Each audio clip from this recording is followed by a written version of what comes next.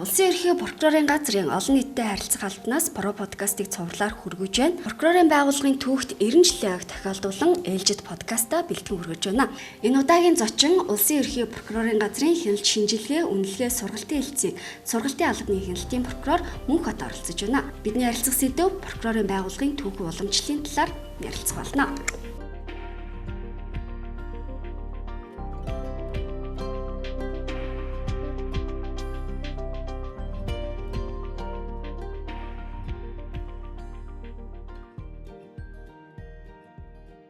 За тэгэхээр 1930 онд улсын 6 дугаар их хурлаар нэгэн чухал шийдвэр гарсан байдаг. Юу гэвэл прокурорын байгууллагыг байгуулах тухай түүхэн шийдвэр гараад энэ жил прокурорын байгууллага маань түүхт 90 жилийн ойтойгоо зоолгож байна. Тэгэхээр өнгөрсөн хугацаанд ер нь прокурорын байгууллага ямар түүхэн замналыг замнаж явав те? Та энэ 90 жилийн түүхийн бас нэгэн чухал хэсгүүдээс нь танилцуулбал. За юуны өмнө Монгол улсад прокурорын байгууллага үүсгэн өгсөний түүхт 90 жилийн баярын мэндийг та бүхэнд хүргье. За улсын баг хурлын тэргүүлэгчдийн 1930 оны 8 дугаар сарын 14-ний өдрийн 25 дугаар тогтоолоор прокуроудаас гүйцэтгэх эрх үүргүүдийн дүрм гэсэн юм чухал баримтыг батлан гаргасан. За үүгээр бол одоо прокурорын одоо ажиллах чиг үүргийн талаар бол их дэлгэрэнгүй зааж өгсөн анхны чухал эрх зүйн баримтчээ гэж бол үздэг. За үүнээс хойш бол 1941 онд байна прокурорын гүйцэтгэх үүргийн дүрм гэсэн ийм нэг баримтчиг байна. За тэгээд 1976 онд прокурорын хяналтын хууль батлагдсан байдаг. Тэгэхээр энэ дүрмүүдээр чухам юуг зааж өгсөн бэхээр үндсэндээ хоёр хэсэгт бол прокурорын одоо ажиллах бүтцийг заасан байдаг. Нэг нь бол ерний журмаар прокурор ажиллах, нөгөөх нь цэргийн журмаар прокурор ажиллах гэж хэлж болно. За тус тусдаа бол бас өөрийн бас онцлогтой байлаа. Улсын баг хурлын тэргүүлээс баталсан энэ дүрмийн хүрээнд бол тухайд ажиллаж байсан манай энэ ахмад прокурорууд ажиллаж байсан бүх хүмүүс бол өөрсдийнхөө гүйцэтгэх үүрэг бол нэр төсөөр биелүүлж гүйцэтгэж байсан нь бол энэ түүхэн их сурвалжаас бол харагддаг. 90 жилийн түүхтээ энэ прокурорын байгууллагад тухайн үеийнхээ одоо мундаг сайчул ажилтдаг байсан баг тийм ээ. Тухайн үед ямар хүмүүс энэ прокурорын байгууллагад ажилтдаг байсан бэ? За түүхэн их сурвалжаас үзэх юм бол сонирхолтой зүйл их олон бий. За ер нь бол Монгол улсад бол одоо хууль зүйн дэд боловсролтой болсон хүчин бол 1960 оноос гэж бэлтгэсэн байдаг. За түүнээс өмнө одоо энэ үндсэндээ бол 30 жилийн хугацаанд ямар хүмүүс ажиллаж байсан гэхээр мэдээж бол ойлгомжтой. Тухайд бол бас нийгмийн бас нэлээд тэргүүлэх хэсэгт ажилладаг, ёс суртахуунтай, бичиг үсгтэй, за өөрийгөө бас хөгжүүлж чаддаг, энэ төлөө ажилдаг.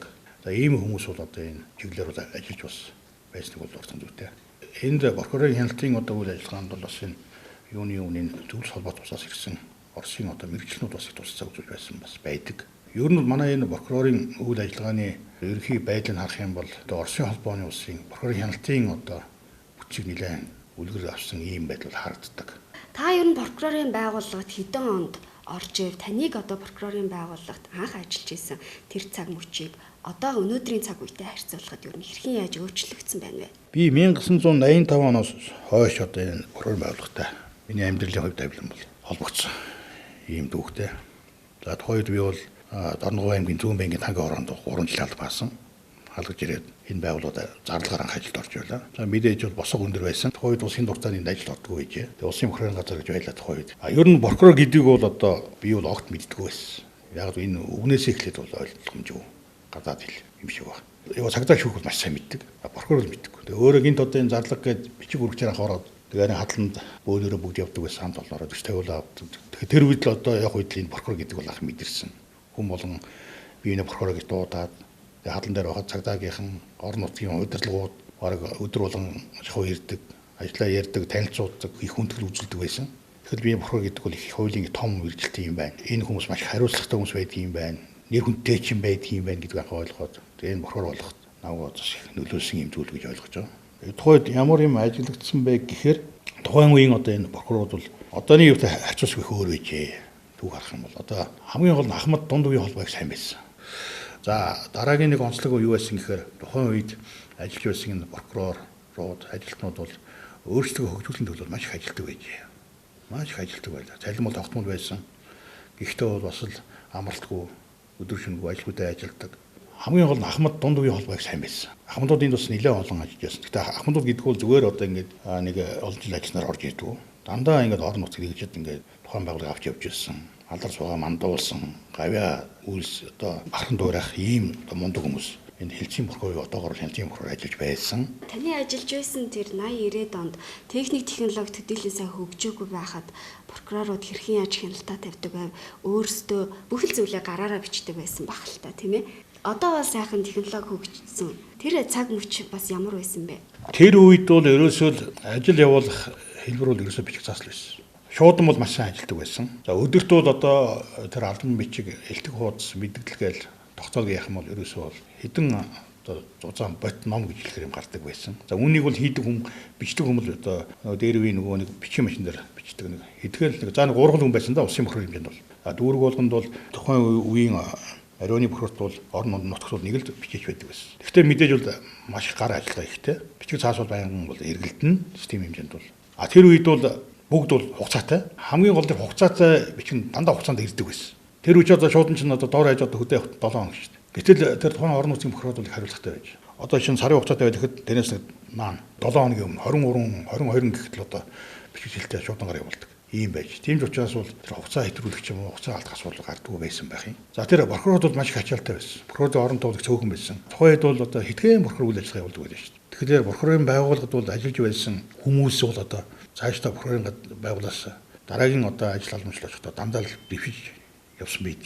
Тэгэхээр прокурорын байгууллага бол шилдэг болсон хүчнээ авдаг байж, хоёрдугаар тэр хүмүүсээ сайн хөгжүүлдэг байж, дэмждэг байж, тэр хүмүүс нь цаашдаа өөр газар очиж дандаа л тэргүүлэх байр суурьнд л очижсэн юм л юм байна. Тэгэхээр прокурорын байгууллагад ажилласан хүмүүс бол хүмүүсийг бол тухайн үед бол бас газрууд авах сонирхол ихтэй нэр хүндтэй байж тээ. Тэгэхээр прокурорууд маань хуулийг хэрэгжүүлдэг хүмүүсээ. Гэтэл өнгөрсөн 90 жилийн хугацаанд хуулиуд ялангуяа эрүүгийн хууль маань нэлээд олон өөрчлөлт орж исэн баг тийм ээ. Тэр болгонд одоо хуулийнхаа зүйл заалт бүрийг уншиж судлах их том ажилтаад нүрт тулгардаг байсан баг л та. Тухайн үед бол бас хуулиуд одоогийнх шиг интернетээр хараад уншичдаггүй байсан баг. Маш цөөхөн ховор байсан. Заримдаа өдөр тутмын сонингуудад нийтлэгддэг байсан гэдэг ахмад прокуроруудаас ярьж илсэн л та. Тухайн үед хуулийн хэрэглээ та бүхний хувьд ямар байсан бэ? Тухайн үед бол яг одоогийн зайлшгүй тийм маш олон хууль бол байгаагүй. Ердөө л нэг цөөхөн хуультай. За тэгээ бусдыг бол энэ дүрм журмаар зохицуулдаг байлаа. Тэр үед бол энэ боловсон хүчин тавих шаардлага маш өндөр байж. Сургалт бол байнга зохион байгуулагдана. За тэнд бол одоо бүгд оролцсон. Хууль хэрэглээний тал дээр бол ерөөсөө прокурорууд бол ерөөсөө нэгэнд хяналтын гол тавьдаг субъект учраас бол бүх хуулийг мэдэх ёстой гэсэн юм шаардлага тавьдаг байсан. Зөвхөн хэрэгт мөрдөн байж байгаа. Ерөнхий хяналт гэж юм байл. Бүр үйлдвэр аж ахуйн газрын энэ хорооны тасдарын гаргасан шийдвэр прокурор хяндаг байл. Тийм учраас болсон хэмжээний бүх албан тушаалтны гаргаж байгаа шийдвэрийг хянахын тулд тухайн прокурор өөрөө маш өндөр мэдэх чадвартай байна. Тийм ч учраас их юм уншдаг байсан байна гэж би боддог. Их уншдаг, их юм судалдаг. Тэгжээж тэр цаад хяналт тавьж байгаа хүмүүсээс илүү юм мэддэг учраас эдгээрээ заалж өгдөг байсан. За үүний төлөө прокурор бол маш сайн ажилладаг байсан байх гэж би боддог. Ажиллаж байсан байна л да. Тийм ч учраас бол энэ прокурор бол ерөөсөө нь улс ардын аж ахуй гэдэг хувийн хэлээр ярих юм бол ерөөсөө тэнд гарч байгаа бүхэл үйл явдлыг бол нэг хүчлэн хяндаг, зөрчил дийлэх юм бол дорн засуулдаг ийм байж. Тухайн газар гэсэн одоо прокурорыг одоо тийм эрх мэдэлтэй, тийм одоо заалт чиглэлийг одоо үн зөвгдөг, мэдлэг чадвартай байдгийг мэддэг учраас бол прокурор гэсэн үүрэг даалгавар бол цаг тухайд нь биелүүлдэг, илтгэдэг ийм байж. Нэг үгээр хэлбэл прокурорыг айдаг байсан байна. Гэхдээ айн гэдгийг та нар зөв утгаар нь ойлгох хэрэгтэй.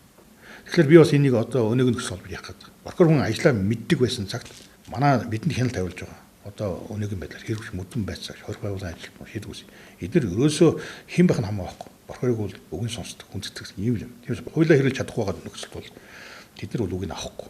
Тэгэхээр прокурорын байгууллага аливаа хэрэгтээр хяналт тавихаас гадна сургалт судалгааны ажлууд нэлээд хийгдчихэж дараагийнхаа залуу прокуроруудад тийм ээ уламжлалаа хадгалж үлдэхэд нэг чухал нөлөө үзүүлдэг болов уу гэж бодож байна. Та ч гэсэн одоо сургалтын албаны хяналтын прокурорын хувьд тийм судалгааны ажлууд дээр нэлээд сууж ажилладаг. Танай албаны хувьд ер нь өнгөрсөн хугацаанд хичнээн одоо судалгааны бүтээлүүд гаргаад байгаа вэ?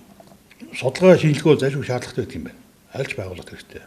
Тэрнийхэн үндсэн дээр шийдвэр гаргадаг. Судалгаа хийхгүйгээр дүүн шинжилгээ хийхгүйгээр ямар нэгэн асуудлыг шийдвэрлэх, эрх зүйн ямар нэг баримт бичиж гарах боломжгүй байна. Тэгэхээр прокурор хяналтын тухайд бол хэрвээ нэг хяналтыг үнэхээр сайжруулах гэвэл зайлшгүй судалгаа хийх ёстой. Судалгааг бол мэдээж хүн хийн. Тэгэхээр судалгаа шинжилгээний ажлыг бол хийгээд бол бас тодорхой шалгуур байна. Судалгаач хүн яаж хийх вэ? Энэ судалгаа хийх ямар арга замаар хийх вэ? Арга зүйн ямар байх гэдгийг бол эзэмших ёстой.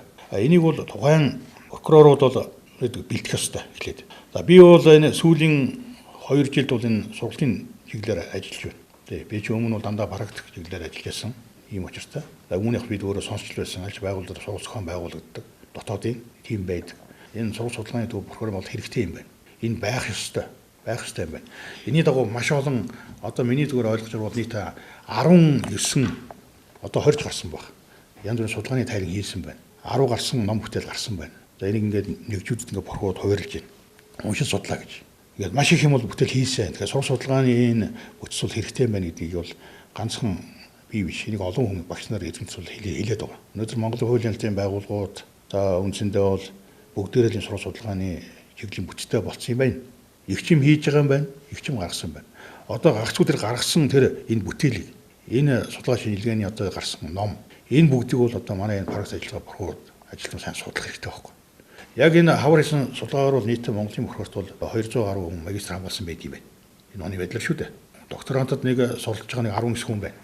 Тэгэхээр уул нь судалгаа хийж явуулах сонирхолтой. Тэгээ судалгаа хэрэг хүн өөрөө улам ингээд юм ирж хайдаг, их сурулж байгаа мэддэг юм байна. За 90 жил энэ жил тохиож байгаа тийм ээ. Тэгш ойтой жилүүдэд илүү их анхаарлаа хандуулдаг. Энэ 90 жилийн босгон дээр прокурорын байгууллага хэрэгжүүлж байгаа онцлог ажлыг та юу гэж олж харж байна вэ?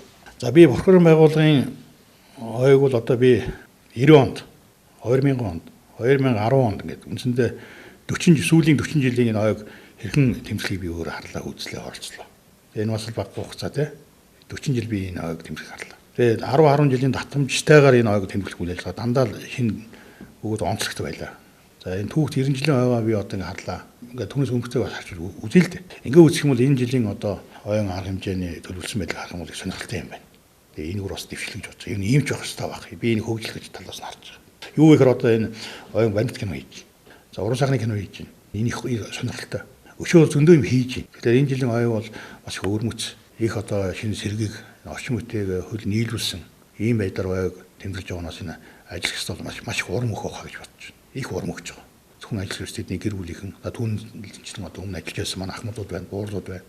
Тэс мөгөл харжлаа. Тэгэхээр бол энэ жилийн ойн баяр бол их сайхан үйл явдлаар дүүрэн байх болно гэдэгт бол миний хувьд их баяртай байгаа шүү. Одоо сайхан ажиллах орон сууц, контор бол сайхан болж байна. Хүмүүсийн одоо амьдрах орон сууц, байгууллагын мэдлэг энэ одоо бас олон газар бол баригдлаа. Энэ одоо түүхэнд ингээд бичгтээд үлдэж байгаа. Бид бас бүгдээрээ сонсож дуулж байгаа. Өөр яг энэ орон тоол бас хангалттай нэмж байгаа. Миний ойлгож байгаа төр засаг энэ Монголын прокурорын байгууллага удирдлага бол хүмүүсийн төлөө бол их юм хийсэн байгаа. Энийг бол хэлэх ёстой. Ганцхан энэ сайхан одоо энэ дэмжигт бид урамшаад бид нар одоо байгаагаас бол 2-3 дахин илүү хийх ёстой. Энэ би нэг цалин нэмсэн асуудал ярих гэдэг. Цалин үнэндээ 2-3 дахин нэмэгдсэн шүү дээ. Тийм ч учраас бол хүмүүсийн прокурор сонирхол ихтэй болсон юм шиг байна. Гэтэ бид нар хамгийн гол нь хариуцлага ярих гэдэг. Цалин 2 дахин нэмэгдэж бол тэгвэл хүмүүсийн ажиллах хариуцлага бас 2 дахин нэмэгдэх ёстой байна. Энийний төлөө бид нэр итгэлийг яг зүтгэлээр хариулах ёстой л байна. Тэгжүүл энэ нийгэмд прокурор байгууллагын нэг хүнд бол их өндөр болно. Хүмүүс хүлээж авах болно. Хүндэтгэх болно. Тэгэхээр одоо прокурорт ажиллаж байгаа залуу прокуроруудтай та юу гэж хандаж хэлмээр байна. За бид нэр өнгөрсөн түүхээ мэддэг, уламжлалаа хадгалдаг. Тэгээ бас ирээдүгөө сайтар төлөвлөж урагшаал алхамар хөгжих хэрэгтэй байх тийм ээ. Харин та залуу прокуроруудтай хандаж юу гэж хэлэх вэ? Залуу прокурортой хандаж би нэг хэлэх зүйл бас байна шүү. Юуны өмнө өөрийгөө их хөгжүүлсэн байх хэрэгтэй. Зөвхөн тэр бакалавруудаас гадна өөрийгөө хөгж магистр, доктор болохын төлөө зүтгэх хэрэгтэй. Энэ л өөрөө их юм уншиж судлах хэрэгтэй байхгүй юу? Өөртөө цаг зав гаргаач. Ажил мэдээж бол их байгаа. Бүгд л ойлгож байгаа. Хэцүү байгаа. Хагас бүтэн сайн орой өчгөө ажиллаж байгаа. Адал заримдаа хосордож байгаа. Ажлаач сайн хий, өргөж бас сайн хөгжүүлэх хэрэгтэй. Нэгдүгээр. Хоёрдугаарт ёс суртахуунтай байх хэрэгтэй. Ёс зүйтэй байх хэрэгтэй байна. Тэгэхээр 90 жилийн түүхтэй энэ прокурорын байгууллагын түүхэн уламжлалын нэгэн хэсгийг ярьсанд баярлалаа. Танд бас 90 жилийн баярын мэндийг хүргье. За их баярлалаа. Тэгээ та бүхний ажил үйлс нь бүтэмжтэй өөдрөг байх болтугай. Сайн сайхныг хүсье.